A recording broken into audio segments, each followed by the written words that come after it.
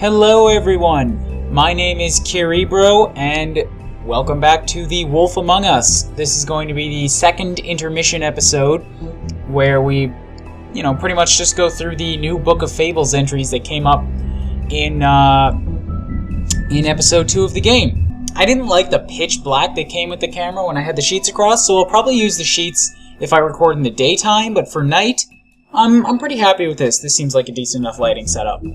But, for once, my stuttering is not getting in the way of things, so let's say we just hop straight in here. So this is the next one then. Bluebeard's Mercy.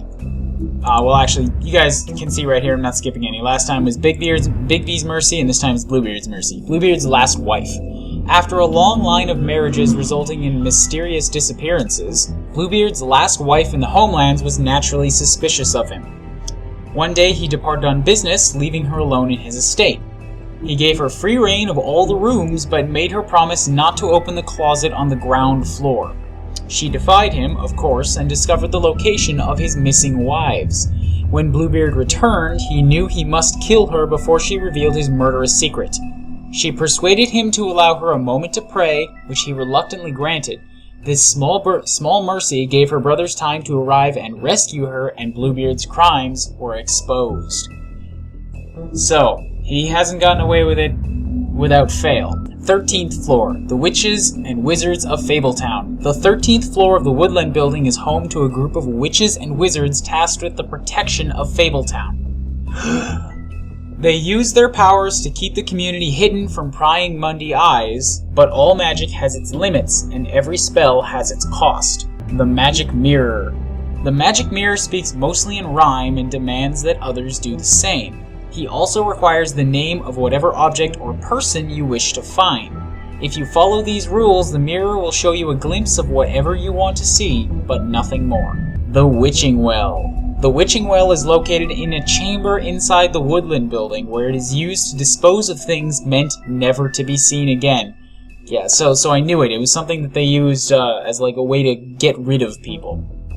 Dead fables are committed to its depths, as are the most unredeemable criminals. No one is entirely sure what lies at the bottom of the well, nor indeed if it has a bottom at all, but it is widely assumed to be the passageway to the final resting place. Jack Horner. Oh good, this douchebag. Jack is always up to something, but he's not nearly as smart as he thinks he is. His plans to get rich quick often backfire, but his confidence never wavers. He thinks he's the most important person in Fabletown, but everyone knows him as a mostly harmless smartass. Jack Horner. Jack Horner. I'm trying to think. I know I've heard of Jack Horner before, but I can't pull him off the top of my head. I'm gonna have to Wikipedia that later. Lily. Estranged sister. Lily and her sister Holly grew up in the homelands together, but had a falling out shortly after her moving to the mundane world. Aimless and increasingly destitute, Lily turned to prostitution, and she's now the second victim in an ongoing murder investigation. The Troll Cross. A Troll Cross is an amulet made of iron that was foolishly thought to protect the wearer from trolls. Lily acquired hers while wandering through the wilderness searching for something to eat. She came across a human, but before she could devour him, he held the Troll Cross out and shouted, "Back! Back, you troll!" After enjoying her tasty snack, Lily plucked the cross from the dead man's hands. After the exodus, she wore the Troll Cross constantly as a reminder of the better days. Don't work, guys. Don't wear a Troll Cross. It's like vampires and your tiny little,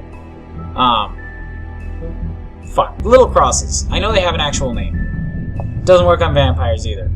Georgie runs the Puddin' and Pie, a strip club that also caters to the unmentionable desires of Fabletown citizens. He has tried just about everything there is to try in the pursuit of worldly pleasures, but none of it satisfies him for long. He does seem to enjoy pushing people's buttons. He takes pride in his nightclub and doesn't react well to anyone meddling in his affairs. Clever Hans. Clever Hans always does exactly as he's told. However, he often misunderstands his instructions and ends up hurting himself or behaving oddly, as in the case of his noted fable where he threw sheep's eyes at his wife. Unsurprisingly, she left him, and now Hans works as a bouncer at Georgie's club. He hopes to dance on stage one day, but for now he's content sweeping up and making sure the crowd doesn't get out of hand. You know, with a body like that, I'm sure he would probably bring in a fair amount of people. Maybe like a ladies' night or something. Extra business. Nerissa, the Little Mermaid. Nerissa's story never had a happy ending. She's known as the Little Mermaid, the young girl who gave up her tail for a pair of legs in the hopes of winning the heart of a handsome prince. When he married a princess instead, Nerissa was left heartbroken. She made the journey to the mundane world hoping for a better life. Now she dances at the Puddin' and Pie, but each step she takes feels like walking on shards of glass. She has very little left, but finds some comfort in the company of her fellow dancers. So this was a lady that was shaking her boobies around a little bit earlier. And yeah, I'm actually going to be able to do something about that now, because yes, dating the video. This week, the Grumps put out their Grump Out channel, and Barry has an editing tutorial, and I have a copy of Adobe Premiere from school, so yes, I can make that censoring happen. But anyways, a short episode, but like I said, we were just going through some of the new entries. So, thank you all so much for watching, and I will see you all momentarily for me, but tomorrow for you guys, in the next episode, in the next video, when we'll start episode 3. Ta-ta. Close it, don't be there. Oh, shit!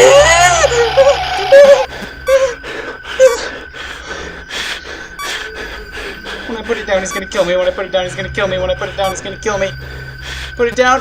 Oh!